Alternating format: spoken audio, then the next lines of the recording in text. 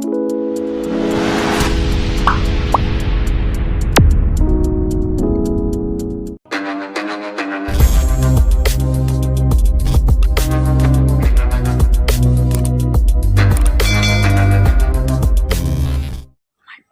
চলে এসেছে। কে গো, কে এসেছে? লজ্জা করে না? আমার বর আমার জন্য কি নিয়ে এসছে দেখো বন্ধুরা, আমি তো কি খুশি হয়েছি। আমার হেলমেটওয়ালা বর কি নিয়ে এসছো দেখো আমার বন্ধুদেরকে। বউ খেতে ভালোবাসে তাই নিয়ে এসছে আমার বড়। ই বাবা, আজকেটা কত বড়! এই দেখো বন্ধুরা, তোমরা কেউ চিনতে পারছো না বলো? দাঁড়াও তোমাদেরকে দেখাচ্ছি আমি। এই যে দেখো বন্ধুরা, আজকে আমার বর দুটো নিয়ে এসছে। একটা ছোট, দেখো ছোটটা পিলপিল করে যাচ্ছে, আর এই যে একটা বড়। এটাও কি মেয়ে না এটা ছেলে? এ বাবা, এটা না মরে যাবে জানো। এই যে এটা মেয়ে, এটা তো দুটো। আবার তোমাকে আজকে একটা করে টানা দিয়েছে। বেশি বয়স আছে, পাগুলো ভেঙে দিচ্ছে। একটা তো ফ্রি দিয়ে দিল, পাগুলো ভেঙে দিচ্ছে না, হলে পাগুলো ভেঙে যায়। আর পা লাগলে বলটা আমি দিয়ে দিচ্ছি, পায়ের বিশাল কিছু ব্যাপার না। এই দেখো এটা হাঁটছে। চলো, thank you thank you thank you thank you thank you. চোখগুলো বার করে রেখেছি। হ্যাঁ, চোখগুলো বার করে করে রেখেছি। এদেরকে জলে রাখলে না এরা কত সুন্দর দেখো কেমন করবে।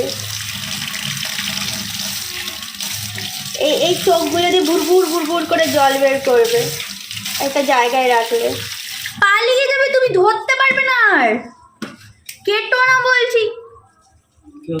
দেখো তোমার দাদা ভাই পাটা খুলে দিয়েছে, দেখো পেলে একদম একবারে পিছিয়ে দেবে একবারে। এটাকে বার করে হাঁ করে রেখেছে কেমন দেখো, বুঝছো? আর এই কাঁকড়াটা দেখো তেজ, দেখো থালা থেকে বেরিয়ে চলে গেল সিঙ্কের ওপরে, হাঁটা চলা করবে। কোথায় যাবি তুই? পেছনের পুকুরটাতে যাবি? চল আমি ছেড়ে দিয়ে আসছি। দেখো এই যে আমাদের চা। তুমি কি 2 কাপ চা খাচ্ছ নাকি? হ্যাঁ, চায়ের রঙটা দেখো কেমন হয়েছে, তার সাথে কফি মেশানো আছে না, ওই জন্য। আজকাল কেমন খাচ্ছ বলো ব্ল্যাক কফি? ভালো না? আস্তে, ভেঙে গেলেই কিন্তু 100 টাকা, বুঝলে? ভেঙে গেলেই 100 টাকা। বউ আছে চিন্তা কি মানে? সবসময় কি আমি দিতে থাকবো নাকি? আর তুমি 2 হাত পেতে এরকমভাবে নিতে থাকবে? জীবন নিতে তো জানলে না।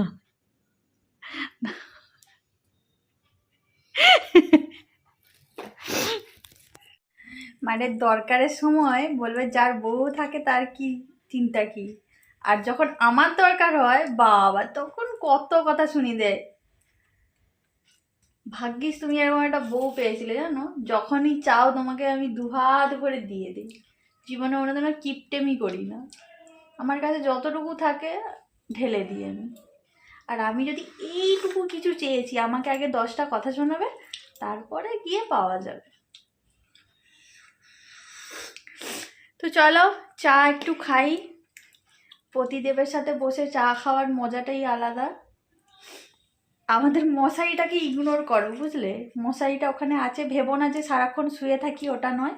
অ্যাকচুয়ালি এত মশার উপদ্রব যে আমি মশারিটাকে ওই সাইড করে রেখে দিয়েছি, মশারিটাকে গুছাইনি। মানে আজকে বেসিক্যালি মশারিটা খুলে গোছানো হয়নি, নাহলে প্রত্যেক দিনই মশারিটা গুছিয়ে দিই।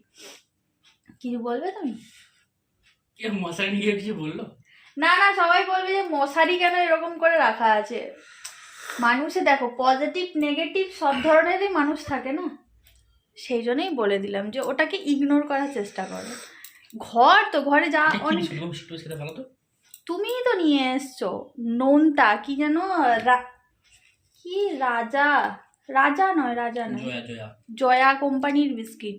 মানে জয়া কোম্পানির আমি নারকেল তেল শুনেছি, জয়া কোম্পানির বিস্কিট আমি কই খাইনি আর শুনিও নি। দেখলাম তোমাদের দাদাভাই নিয়ে আসছে অনেকগুলো প্যাকেট। কোন মানুষ চায়ের সাথে ক্রিম বিস্কুট খায়?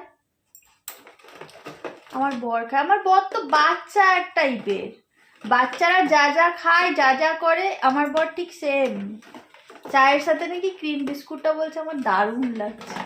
একটা বিস্কুট সেদিন নিয়ে এসেছে, ক্রিম বিস্কুট। আমি বলছিলাম চায়ের সাথে মানুষ ক্রিম বিস্কুট খাবে কি করে, আর দেখো কতগুলো নিয়েছে। যাই হোক, চলো আমি চাটা খাই। চলো চা খাই, পরে আবার কথা হবে। তো এখন আমাদের কাঁকড়া কাটাই হবে, মানে কাটা হবে। আমি জীবনে ফার্স্ট টাইম কাঁকড়া কাটবো। কত কিছু সরঞ্জাম নিয়েছি দেখো। এই যে একটা কাঁচি, এটা হচ্ছে সবজি কাটিং কাঁচি, সবজি টবজি সবই কাটা যায়, সারাশিটা নিয়েছি।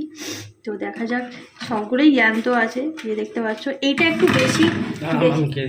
বেশি লাফালাফি করছে। দাঁড়াও, কি ভাবো আমাকে, আমি কিছু পারি না?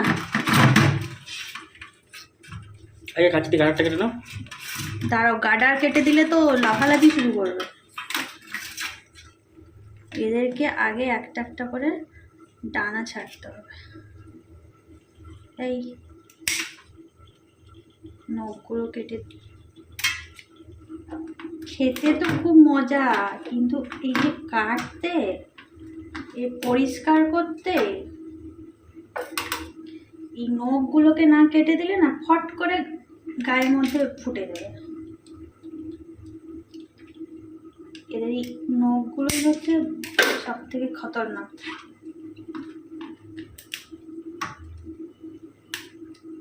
ছোটবেলা থেকে মা বানাতো, আমরা খেয়েছি। আমি প্রচুর ভয় পাই এগুলোকে, আমি হাতই দিই না। একবার এরকম খেলা করতে করতে মাঝখানে হাতটা, আঙুলটা ঢুকে গিয়েছিল, পুরো একবার কেটে দিয়েছিল আমার। দেখেছো দেখেছো?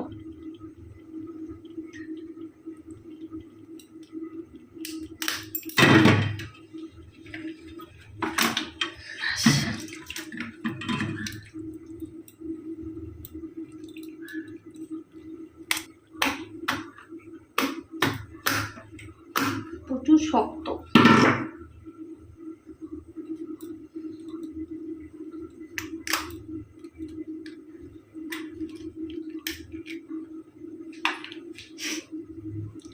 কি হলো দুলো? এটাই তো ঘি। বাইরের থেকে দেখতে মনে হয় অনেক বড়, কিন্তু এই যে যখন পরিষ্কার করে দেওয়া হবে, রান্না হয়ে যাবে, তখন এইটুকু হয়ে যাবে। এই যে দেখতে পাচ্ছ, ফাইনালি আমি কাঁকড়াগুলো কেটে অনেক কষ্টে, এই যে দেখতে পাচ্ছ লবণ টবণ হলুদ মাখিয়ে রেখেছি। এবার এটা রান্না করব। আর এদিকে আমার এই যে কুমড়ো তরকারি হয়ে গেছে। এখানে চিংড়ি মাছও দেওয়া আছে, আমি জানি না তোমরা বুঝতে পারছো কি না, অল্প পরিমাণ আছে তো তাই বোঝা যাচ্ছে না। আলু দিয়ে চিংড়ি মাছ দিয়ে কুমড়োর তরকারি করেছি। আর এই যে আমার ছোট্ট পুচকি কড়াই আমি বসিয়ে দিয়েছি। এই কড়াইটার সাথে আমার অনেক স্মৃতি জড়িয়ে আছে। চলো, অনেকদিন পরে এই কড়াইটাতে আমি রান্না করব। যেহেতু এই অল্প একটু কাঁকড়া, তার জন্য আমি ছোট্ট কড়াইটা এখন বসিয়ে দিই। আমার মতো তোমরা কারা কারা কাঁকড়ার কারি বা কাঁকড়া কষা খেতে পছন্দ করো, কমেন্ট করে জানিও। তো ভাবলাম চলো আজকে তোমাদেরকে আমি কাঁকড়াটা কিভাবে বানাই সেটা একটু শেয়ার করি। প্রথমে তেলটা দিয়েছিলাম, তেলটা গরম হওয়ার পর একটু গোটা জিরে, গোটা একটা শুকনো লঙ্কা আর দারচিনি আর এলাচ আর একটা লবঙ্গ দিয়েছি। আর আমার কাছে যেহেতু একটু পেঁয়াজ কলি ছিল, তাই পেঁয়াজ কলিটা চিয়েও আমি দিয়ে দিলাম। তারপরে পেঁয়াজ আর টমেটো পেস্ট করে রেখেছিলাম, সেটাও আমি এর মধ্যে দিয়ে দিলাম। দিয়ে খুব ভালো করে কষাকষি করে নিচ্ছি। এবারে এর মধ্যে দিয়ে দিলাম সামান্য পরিমাণ জিরে গুঁড়ো, লঙ্কা গুঁড়ো, হলুদ গুঁড়ো আর সামান্য পরিমাণ ধনে গুঁড়ো দিয়েছি। দিয়ে মশলাটাকে খুব ভালো করে কষিয়ে নিচ্ছি। এই যে দেখতে পাচ্ছ মশলাটা কষানো হয়েছে, পুরো ভালোভাবে কষানো কমপ্লিট হয়ে গেছে। এবারে এর মধ্যে দিয়ে দিলাম কাঁকড়াগুলো। আর আমি এখানে কাঁচা কাঁকড়াই রান্না করছি, কাঁকড়াটাকে ভাজিনি। ভেজে রান্না করলে অতটা টেস্ট পাওয়া যায় না, যতটা না ভেজে রান্না করলে টেস্ট পাওয়া যায়। আর এখানটা আমি ঢাকা দিয়ে খুব ভালো করে কষিয়ে নিয়েছি। এখানে আমি কোনো জল অ্যাড করিনি, যতটা তোমরা জল দেখতে পাচ্ছ ওটা পুরোটাই কাঁকড়ার থেকেই বেরিয়েছে। তো আমার এই যে কাঁকড়ার কারির ফাইনাল লুকটা দেখতে পাচ্ছ তোমরা। নামানোর আগে আমি একটু গরম মশলা গুঁড়ো দিয়েছি। আর এটা হচ্ছে দুপুরের কাঁচকলার কোপ্তা। আর এই যে দেখতে পাচ্ছ কুমড়োর তরকারি আর কাঁকড়ার তরকারি। এটাই হচ্ছে আমাদের menu. Good evening everyone, welcome back to my channel. আমি পূজা, আশা করি তোমরা সবাই খুব ভালো আছো, সুস্থ আছো। তো এখন আমি বেরিয়ে পড়েছি, একটু বাজারে যাব। কি বিড়বিড় করছো? তোমাদের দাদাভাই কত লম্বা হয়ে গেছে, আমি কত বেটে হয়ে গেছি না। তো এখন আমরা একটু বাজারে যাব, বাড়িতে টুকটাক জিনিস নেই। আর যেহেতু আজকে একটু সানডে, তো চলো একটু গঙ্গার পাড়ে একটু গিয়ে হাওয়া খেয়ে আসি। তারপরে আমার এই যে দেখতে পাচ্ছ ভ্রুটা পুরো জঙ্গলে ভরে গেছে, এটাকে ক্লিন করতে হবে। আমার বর এখন তো মানে কি বলবো, আমাকে পার্লারে নিয়েই যায় না, যেতেই দেয় না। বিয়ের আগে মানে কি বলবো, কোনোদিনই আমার ভ্রুটা এরকম থাকতো না। ঠান্ডা লেগে যাবে, ওইসব বাজে কথা। আর শুধু আইব্রুটা করি, সেটাও আমার সময় হয় 2 মাসে 3 মাসে একবার করে করা হয়। কোনো কোনো সময় তো আবার অকেশন না থাকলে আমি করিই না। তো যাই হোক, যেহেতু ভিডিও বানাই, তোমাদের সাথে শেয়ার করি, তো একটু আধটু তো গুড লুকিং হওয়া দরকার, তাই না? এমনিতেই আমি খুব সুন্দর বল। তো যাই হোক, চলো কি হয়েছি, তো চলো আমরা যাই, কোথায় কি করি না করি সব কি দেখাবো। তো চলো, আর আমি এই যে ড্রেসটা পরে নিয়েছি, 1 পিসটা। সোজা এসে পার্লারে ঢুকে গিয়েছিলাম, পার্লার থেকে জাস্ট বেরিয়ে পড়লাম। তো বেরিয়েই নিজেকে একটু ক্যামেরাতে দেখে নিলাম কেমন লাগছে। প্রত্যেকটা মেয়েই এটা করে, একবার আয়না আর একবার ক্যামেরা, এই দুটো জিনিসে আসতে খুবই পছন্দ করে, কারণ নিজেদেরকে দেখতে খুবই ভালো লাগে আয়নার সামনে আর ক্যামেরার সামনে। তো এখন পার্লার থেকে বেরিয়ে দাঁড়িয়ে আছি, তোমাদের দাদাভাই আমাকে পার্লারে ঢুকিয়ে দিয়ে কোথাও একটা চলে গিয়েছিলো, তাই ওয়েট করছি, ও এলেই আমি আবার বেরোবো। আমাকে পার্লারে ঢুকিয়ে দিয়ে কোথায় চলে গেছিলো, একটু সুযোগ পেলেই হয়, যেখানে সেখানে চলে যাবে। চলো, আমি এই পার্লারে ঢুকেছি, অমনি উনি চলে গেছেন।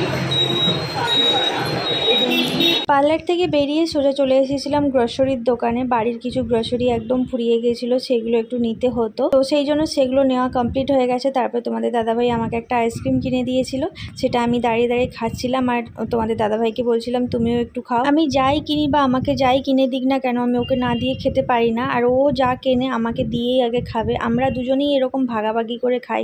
আর আইসক্রিম খেতে কারা কারা পছন্দ করো বলবো, আমি তো প্রচণ্ড ভালোবাসি। গ্রীষ্মকাল মানেই আমি আইসক্রিমে একদম ভরপুর ডুবে থাকি, আর শীতকালে হলেই আমি বেরোলেই চা খাবো, আর গ্রীষ্মকাল হলেই বেরোলেই আমি আইসক্রিম খাবো। তো আইসক্রিম খেয়ে বাজার টাজার করে আমরা এখন চলে এসেছিলাম ফেরিঘাটে, মানে গঙ্গার পাড়ে। তো এই গরমের সময় না গঙ্গার ঘাটে এসে বসতে খুবই ভালো লাগে। তো প্রথমে আমরা ফেরিঘাটে এসেছিলাম, তোমাদের দাদাভাই ফেরিঘাটে নিয়ে এলো, কিন্তু এখানটায় না অতটা ঠিক ভালো লাগছিল না, কারণ এখানে একটু ঘিঞ্জি ঘিঞ্জি টাইপের লোকজন আছে, বেশ অতটা ফাঁকা নয়, অতটা বেশি হাওয়া বাতাস লাগছিল না। তাই তোমার দাদাভাইকে বললাম যে চলো আমরা আর একটা যে ঘাট আছে শ্মশান ঘাট, ওখানেই আমরা যাই। আর দেখো বন্ধুরা কত সুন্দর ভিউটা। তো আমরা এখন এখান থেকে বেরিয়ে যাচ্ছি, এখান থেকে বেরিয়ে আমরা শ্মশান ঘাটে যাব। ওইখানকার ভিউটা খুব সুন্দর, আর এখানকার থেকে ওইখানে লোকজন প্রচুর আসে বসে, এবং ওখানে হাওয়াটাও দুর্ধর্ষ পরিমাণে লাগে। আর এই ফেরিঘাটের কাছে পার্কটা যে আছে এটাও খুব সুন্দর। এটা সম্ভবত রাত্রেবেলা বন্ধ করে রাখে, হয়তো বিকেলের দিকে এটা খোলা থাকে। ফাইনালি আমরা শ্মশান ঘাটের কাছে চলে এসেছি, আর এটা হচ্ছে সেই রাস মঞ্চ। এখানে আমি একবার তোমাদের সাথে ভিডিও শেয়ার করেছিলাম রাসের সময়। আর এই যে দেখতে পাচ্ছ, এটা হচ্ছে সেই শ্মশান ঘাট। এই ঘাটে আমি অনেকবার এসেছি, প্রায় বলতে পারো আসি গ্রীষ্মকালটাতে। খুবই ভালো লাগে, এত সুন্দর পরিবেশ, এত সুন্দর মুক্ত হাওয়া, বিশুদ্ধ হাওয়া, কি বলবো, এখানটা এলে না বেশ প্রাণটা জুড়িয়ে যায়। আর এই যে দেখতে পাচ্ছ, এই জায়গাটা না পুরো ফাঁকা ছিল, এখন এই যে ঠাকুর ভাসানো হয়েছিল, সেই ঠাকুরের মেড়গুলো এখানটা রেখেছে, মানে যেহেতু ওটা ভেঙে গেছে অনেকটা, তার জন্য ওখানে গার্ড দেওয়ার জন্য সম্ভবত ওটা রেখেছে। এখন বাজে রাত 9টা, তবুও কিন্তু গঙ্গার পাড়ে অনেক মানুষজন আছে। আবার কেউ কেউ তো দেখছি যে রিক্সাগুলো যে আছে তার উপরে ঘুমিয়ে গেছে, বসার যে সিটগুলো আছে ওখানেও ঘুমিয়ে গেছে। মানে এত সুন্দর হাওয়া না, এখানে কোনো ফ্যানের প্রয়োজন নেই, মানে একদম মুক্ত বাতাস যেটাকে বলে, দারুণ লাগছে। তো আমরা এখানে প্রায় 1-1.5 ঘন্টা মতো থাকবো। আর গ্রীষ্মকালে প্রায়ই আমি আর তোমাদের দাদাভাই চলে আসি এখানে হাওয়া খেতে। ফাইনালি আমরা গঙ্গার পাড়ে চলে এসেছি, দেখতেই পাচ্ছি গঙ্গা। আর এই এটা আমার বর, কত মানুষ এসছে হাওয়া খেতে শুধুমাত্র। আর কি সুন্দর লাগছে ভিউটা, অসাধারণ।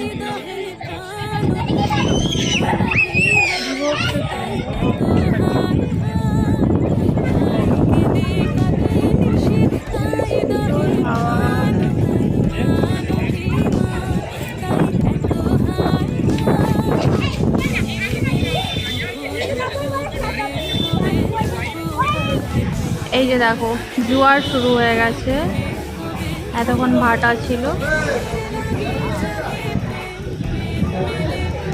কি সুন্দর স্রোতের মতো হচ্ছে, তাই না? হ্যাঁ,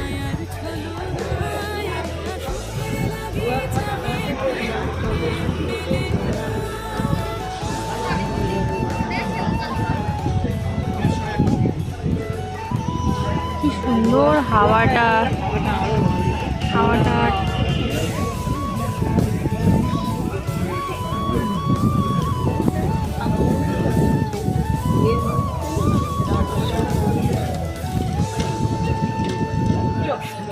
আমরা প্রথমে এই বসার জায়গাগুলোতে বসেছিলাম, তারপরে ওখান থেকে আমরা এই ঘাটে চলে এসেছি। এখানটা আরও বেশি ভালো লাগছে, কারণ ওখানে যেহেতু লাইটটা ছিল না, লাইটের তাপটা একটু লাগছিল।